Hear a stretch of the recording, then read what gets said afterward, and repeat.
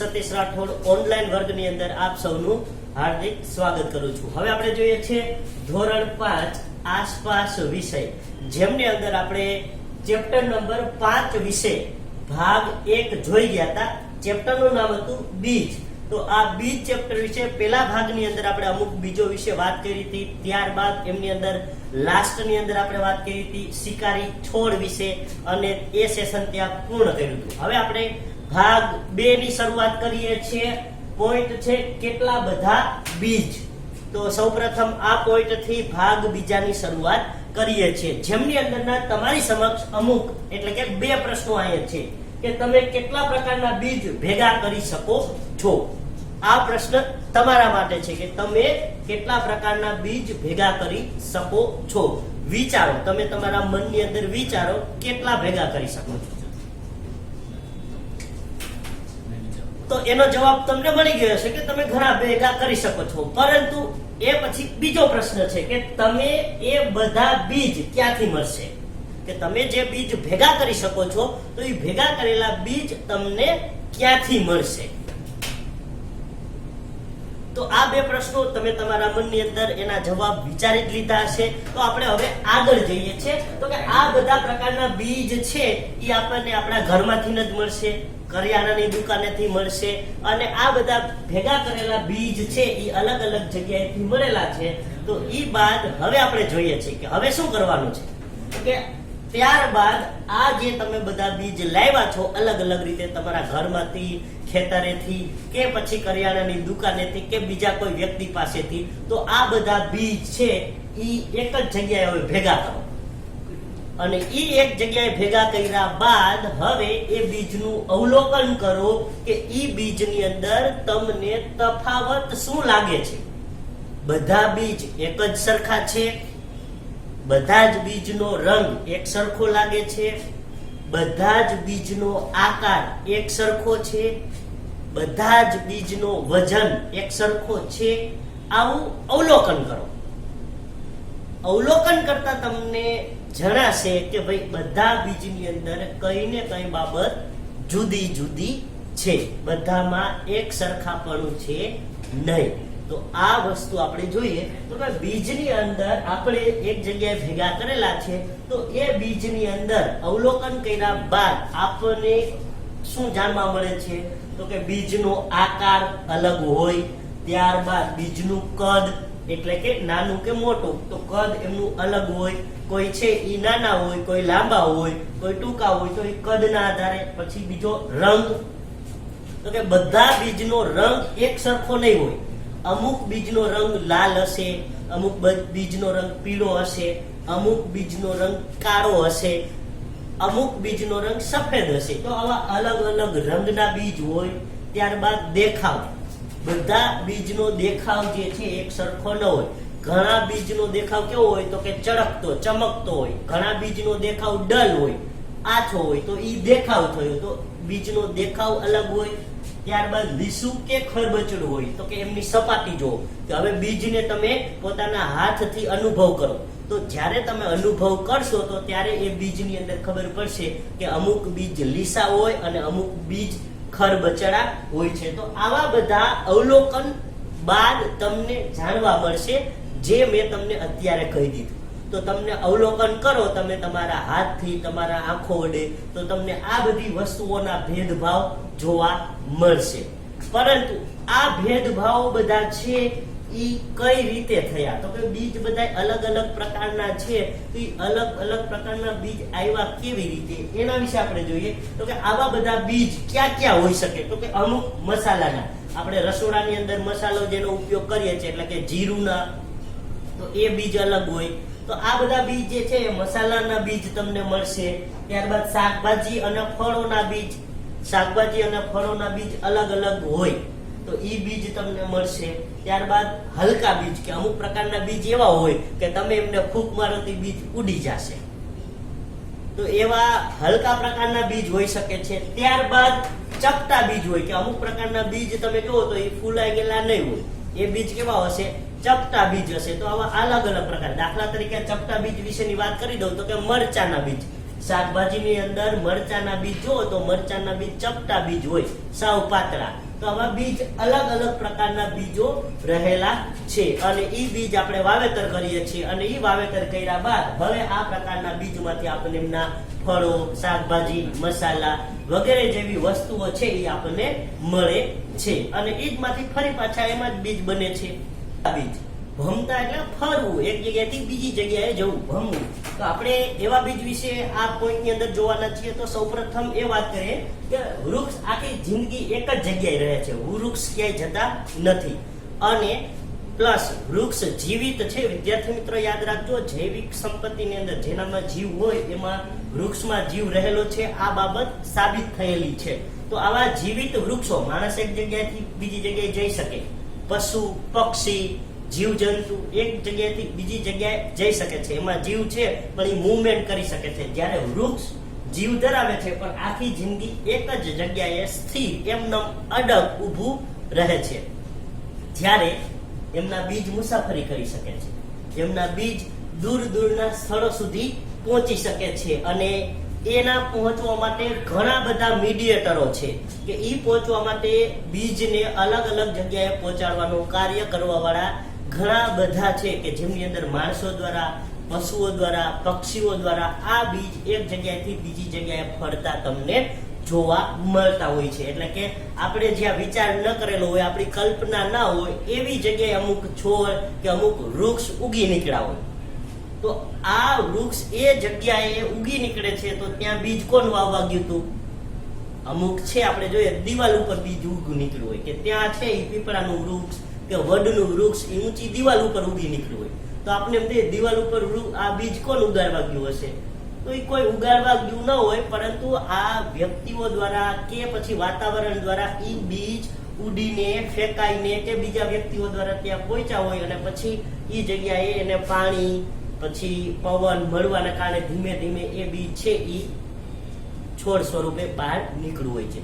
તો આવા બીજ છે એ એક જગ્યાએથી બીજી જગ્યાએ ફરી શકે છે, મુસાફરી કરી શકે છે અને દૂર દૂરના સ્થળો સુધી પહોંચી શકે છે. કે ભાઈ અહીંયાનું બીજ તમને જંગલમાં જોવા મળે, જંગલના બીજ અહીંયા જોવા મળે. તો એનું કારણ શું છે કે એ દૂર દૂર સ્થળો સુધી પહોંચી શકે છે. અને કેવી રીતે? તો કે આ અમુક બીજ જે છે એ હવા દ્વારા ઉડીને આવી જાય કે ફાસ્ટ પવન આવ્યો હોય વાવાઝોડા જેવો, તો આવા બીજ પવન સાથે ઉડીને આગળ નીકળી અને દૂર દૂર સુધી પહોંચી શકતા હોય છે.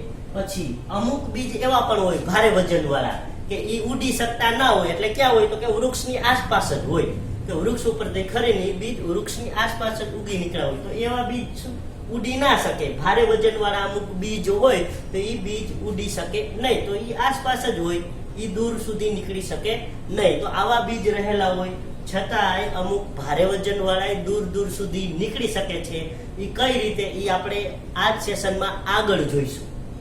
તો આવા બીજ આ રીતે દૂર દૂર સુધી મુસાફરી કરી શકે છે. અમુક પ્રાણીઓની રૂવાટીમાં કે અમુક નાના છોડ હોય તો એ છોડના બીજ શું થાય? તો કે પ્રાણીઓ આસપાસ નીકળે, ગાય છે, ઘેટા બકરા છે, તો એવા રૂવાટી વાળા પશુ નીકળે તો એની રૂવાટીમાં આવા બીજ છે એ ફસાઈ જતા હોય અને પછી ત્યાં એમની રૂવાટીમાંથી ધીમે ધીમે, કેમ કે એ પ્રાણીઓ કે એ ચાલે તો એની રૂવાટીમાંથી ધીમે ધીમે નીકળી નીચે પડી જતા હોય. એટલે આ રીતે એ દૂર વહી ગયા. તો એ રૂવાટીમાં ફસાઈને કે પછી આપણા જેવા જે લોકો છે તો એને કપડાં પહેરેલા હોય, તો આપણે જંગલની અંદર કે ક્યાંય જાય તો એ આપણા કપડાની અંદર એવા બીજ છે એ સલવાઈ જાય, એવા બીજ આપણા કપડામાં છે એ ફસાઈ જાય. એના કારણે શું થાય? હવે આપણે જે આવીને કપડા છે એ આપણે ધોવામાં કે ત્યાં નાખી તો એ બીજ ત્યાં રહી જતા હોય, તો એ બીજ હવે જંગલમાંથી આપણા ઘર સુધી પહોંચી ગયું. તો આ રીતે કપડા પર ચોટી જાય છે. તો આવા બીજ આ રીતે મુસાફરી કરે છે. એ મુસાફરી કેવી? તો કે હાવ મફતની મુસાફરી. એના માટે એને કાંઈ પણ ચાર્જ ચૂકવવો પડતો નથી. તો આવા બીજ કેવી મફતની મુસાફરી કરે છે? એને કોઈ રોકતું નથી. તો આવી મફતની મુસાફરી આવા બીજ કરતા હોય છે. હવે આ બીજ આધારિત અહીંયા એક પ્રશ્ન થાય છે કે સ્વિટ્ઝરલેન્ડની અંદર વેલ્ક્રોનો વિચાર કેવી રીતે આવ્યો?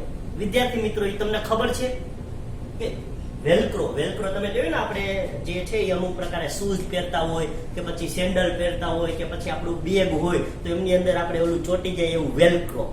તો એ વેલ્ક્રો જે છે એ વેલ્ક્રો સ્વિટ્ઝરલેન્ડમાં બન્યું છે, શોધ એમની ત્યાં થયેલી છે. તો એ વેલ્ક્રોનો સ્વિટ્ઝરલેન્ડની અંદર એ લોકોને વિચાર કેમ આવ્યો એ તમને જાણ છે? નથી ને, તો હું તમને જણાવું કે સ્વિટ્ઝરલેન્ડની અંદર આ વિચાર કેવી રીતે આવ્યો. જે પ્રશ્ન હતો એના વિશે આપણે ચર્ચા કરીએ તો એના માટેની એક ઘટના તમારે સમજવી પડશે. એના માટેનો એક ઇતિહાસ જે આપણા માટે જાણવા જેવું પણ બની શકે છે. એટલે ખાસ વિદ્યાર્થી મિત્ર આ બાબત પણ યાદ રાખજો કે જેમની અંદર સ્વિટ્ઝરલેન્ડની અંદર વેલ્ક્રોની જે શોધ થઈ કે ત્યાં બનાવવામાં આવ્યો તો એમની પાછળની ઘટના કઈ હતી? તો કે આ ઘટના છે ઈસવીસન 1848ની. તો આ એક અદ્ભુત ઘટના જે છે ઇતિહાસની અંદર બની ગઈ કે જેમની અંદર જ્યોર્જ મેસ્ટ્રલ નામનો એક વ્યક્તિ હતો. તો જ્યોર્જ મેસ્ટ્રલ નામના વ્યક્તિએ કૂતરો પાડેલો હતો અને એ પોતાના કૂતરા સાથે જે કે ગાર્ડનની અંદર કે પોતાના ઘરની આસપાસનું જે હોય તો ત્યાં એ પોતાના કૂતરાને હંમેશા કાયમને માટે ફરવા લઈ જતો. તો કાયમ ફરવા લઈ જતો. એક દિવસની ઘટના એવી બની કે જ્યારે એ કૂતરાને ફરવા લઈ ગયા હોય અને ફરીને પાછા ઘરે આવે છે તો જોવે છે કે કૂતરાના શરીર પર કોઈ વસ્તુ છે એ ચોટેલી હતી. એને જોયું કે ભાઈ આ વસ્તુ શું છે? તો એને નિરીક્ષણ કરતા અવલોકન કરતા ખ્યાલ આવ્યો કે આ ચોટેલ જે વસ્તુ છે એ કોઈ બીજ છે. કેમ કે ઝીણા બીજ હતા એટલે ઝૂમ કરીને જોવું પડે, નજીકથી જોવું પડે. તો એમને લાગ્યું કે આ કોઈ વસ્તુઓના બીજ છે. અને એના વિશે એને શું કર્યું તો કે સૂક્ષ્મદર્શક યંત્ર કાઢ્યું પોતાના ઘરની અંદર અને એ સૂક્ષ્મદર્શક યંત્રથી અવલોકન કરતા એમને જણાયું કે આ બીજ તો છે, પરંતુ એ બીજની સાથે સાથે એ બીજ કૂતરાના શરીર પર, કૂતરાની રૂવાટી પર એટલા માટે ચોંટી ગયા છે કે આ બીજની અંદર તેમને નાના નાના હૂક દેખાયા. કે એવા હૂક હતા કે જેના કારણે એ કૂતરાની રૂવાટી સાથે ચોંટી ગયા. તો આવા હૂક છે એ એમને આ સૂક્ષ્મદર્શક યંત્રની અંદર જણાયા. અને આ જોતા હવે મેસ્ટ્રલને પોતાના મનની અંદર એક વિચાર આવ્યો અને આ વિચારથી એમની જિંદગી બદલાઈ ગઈ.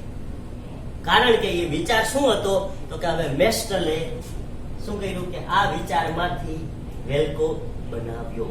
અને આ વેલ્ક્રો બનતા આજે આપણે જોઈએ છે ઘણી જગ્યાએ અને આજના સમયની અંદર આપણે જોઈએ છે કે માસ્કમાં વેલ્ક્રો આવી ગયા. અમુક માસ્ક એવા પ્રકારના છે પાછળ વેલ્ક્રો થી આપણે ચોંટાડી દઈએ. હેટ પહેરીએ તો હેટમાં પાછળ વેલ્ક્રો, બેગમાં વેલ્ક્રો, ઘણી જગ્યાએ આજે વેલ્ક્રો નો ઉપયોગ થવા લાગ્યો. તો આ વેલ્ક્રો સ્વિટ્ઝરલેન્ડની અંદર મેસ્ટ્રલ નામના વ્યક્તિને સામાન્ય એવા વિચારમાંથી એમનું આખો જીવન બદલાઈ ગયું. તો આ ઘટના કેવી અદ્ભુત છે કે જેમાંથી પ્રકૃતિમાંથી પ્રેરણા મેળવી કે આવા પ્રકારનું જો બીજ એમને કૂતરા પર ચોટેલું જોયું અને એમાંથી એમને વેલ્ક્રો બનવાનો વિચાર આવ્યો તો એમને પ્રકૃતિમાંથી પ્રેરણા લેવાની આ એક અદ્ભુત ઘટના છે અને વિશ્વને વેલ્ક્રોથી પરિચિત કરાવ્યું. અને આ બીજ દ્વારા આવા ફરતા બીજોથી એક શોધ થઈ.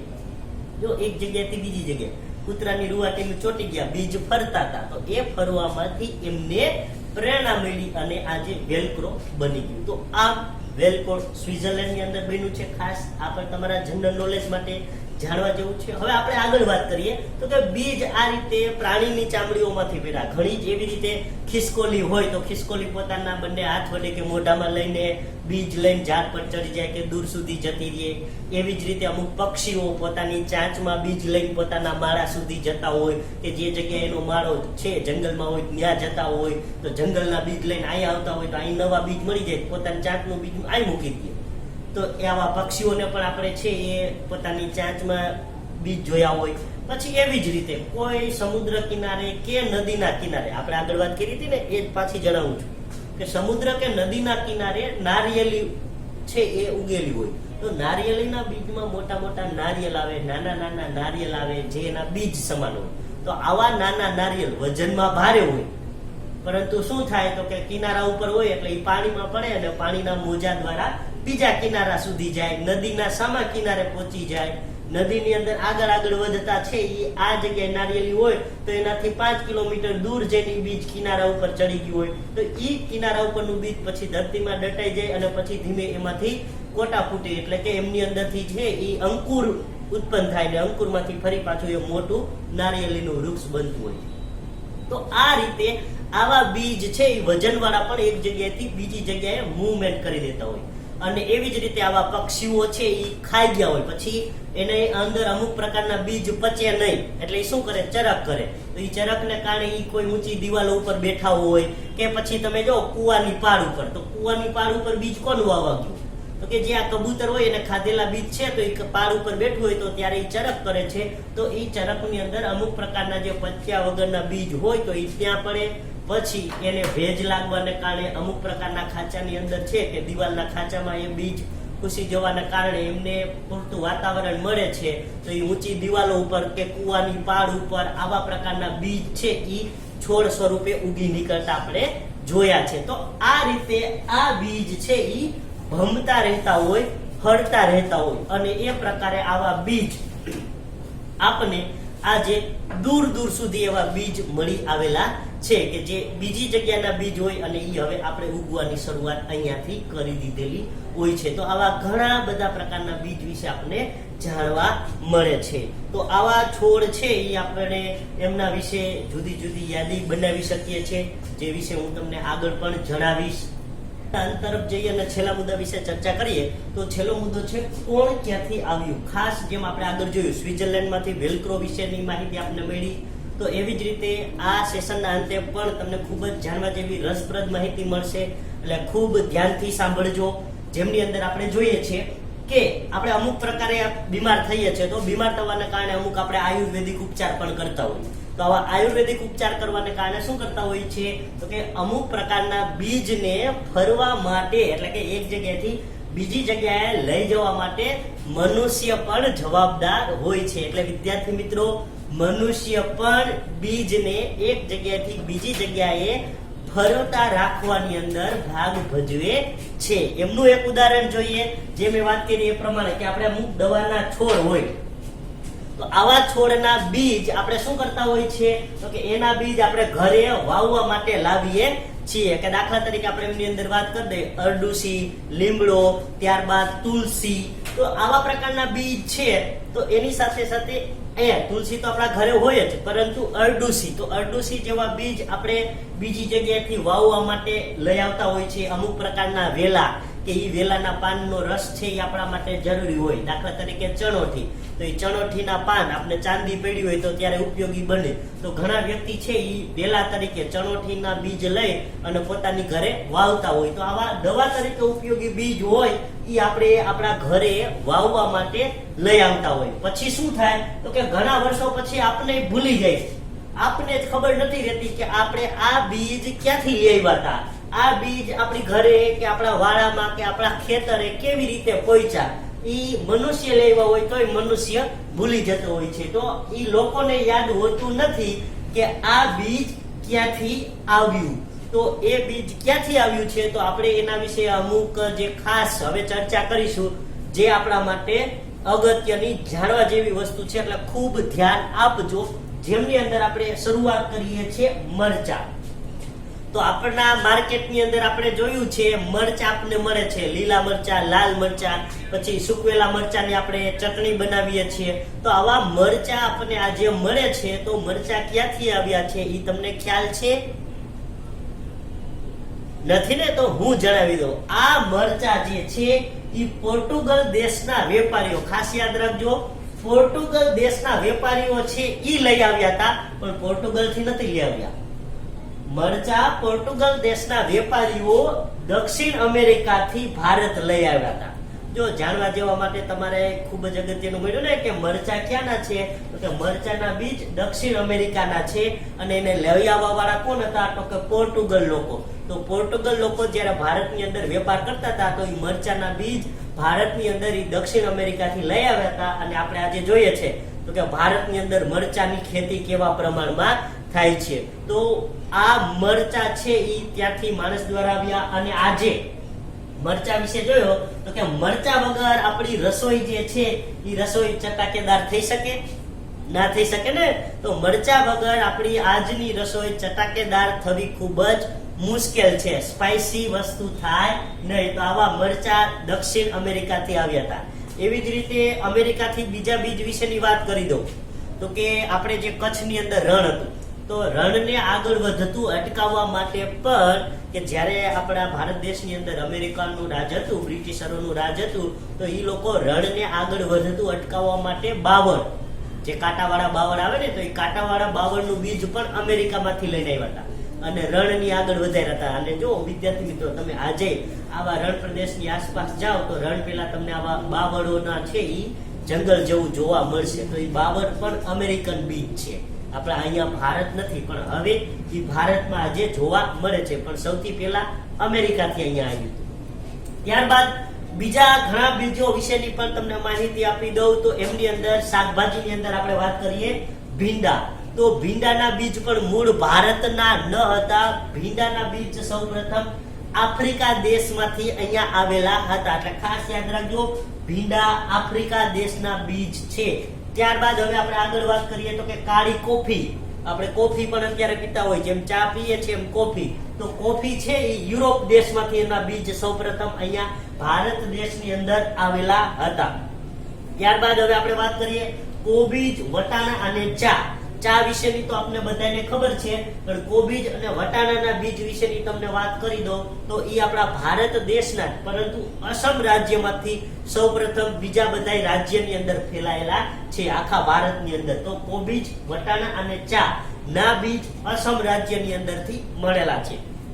ત્યારબાદ આપણે વાત કરી દઈએ તો કે ચીન દેશમાંથી સોયાબીન, આજે આપણે કઠોળ તરીકે જેનો ઉપયોગ કરીએ છીએ, તો એવા સોયાબીન ચીન દેશમાંથી ભારતની અંદર આવ્યા હતા અને પછી ભારત જેવા ખેતી પ્રધાન દેશની અંદર આ બીજોની આજે હવે ખેતી કરવામાં આવે છે. અને આપણે આ બધા બીજ કે આ બધા બીજના છોડ આપણે આપણા આસપાસના ખેતરોની અંદર જોઈએ છે, પણ સૌ પ્રથમ બીજ આ રીતે આ બધી અલગ અલગ જગ્યાએથી આવેલા હતા. તો આપણે અહીંયા પ્રશ્ન એ થાય કે ભાઈ આ બધું બહારથી આવ્યું હતું, તો આપણા ભારત દેશનું કંઈક હોવું જોઈએ ને. તો ભારત દેશની અંદર ક્યાં બીજ હતા એના વિશે પણ તમને જણાવી દઉં તો રીંગણ, મૂળા, વાલોળ, કારેલા, કેરી, સંતરા, ત્યારબાદ બોર, પાલક, આપણે જે ભાજી બનાવીએ ને પાલકની ભાજી, પછી ધાણા અને મેથી, જે આપણે આપણા શાકની અંદર ઉપરથી નાખતા હોય, તો પાલક, ધાણા અને મેથી, આ બધી વસ્તુઓના બીજ આપણા ભારતના છે. આ બધી વસ્તુ આપણા ભારતમાં થતી હતી અને બીજા લોકો પોતાના દેશમાં લઈ ગયા છે. તો આવી બધી વસ્તુ મૂળ ભારતના બીજ છે, પણ એ ભારત સિવાય બીજે આજે આ બધા બીજ ઉગેલા કે એમને પોતાના ખેતરોની અંદર વાવેલા જોવા મળે છે. તો આ પ્રકારે બીજ વિશેની જનરલ નોલેજ અને એની સાથે સાથે આ પ્રકરણની માહિતી આપણને સરસ રીતે મળી. તો આ પ્રકરણના અંતે આ સેશન દ્વારા તમને ખૂબ મજા આવી હશે, કેમ કે આપણે જેવું મળ્યું.